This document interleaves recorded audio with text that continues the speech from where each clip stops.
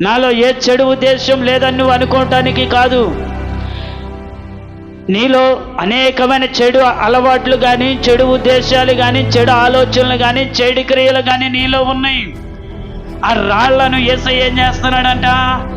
ఏరుతూ ఉన్నాడు. అవన్నీ కూడా తీసివేస్తూ ఉన్నాడు. తీసివేసి నిన్ను సత్తువు కలిగిన భూమిలో ఒక మంచి ద్రాక్ష చెట్టుగా నిన్ను నాటుతూ ఉన్నాడు.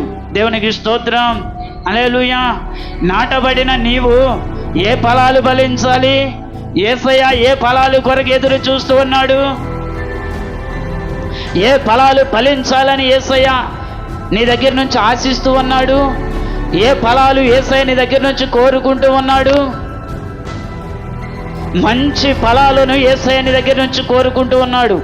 అంటే నీ జీవితం ఒక విధముగా మంచిగా మార్చబడాలని, నీ జీవితము ఒక విధంగా సరిచేయబడాలని, నీ జీవితము మొండ్ల తుప్పలుగా ఉన్న నీ జీవితము, గచ్చ బొదలుగా ఉన్న నీ జీవితము, ఆ పాడైపోయిన స్థితిలో ఉన్న నీ జీవితాన్ని యేసయ్య ఏం చేయాలని చూస్తున్నాడు?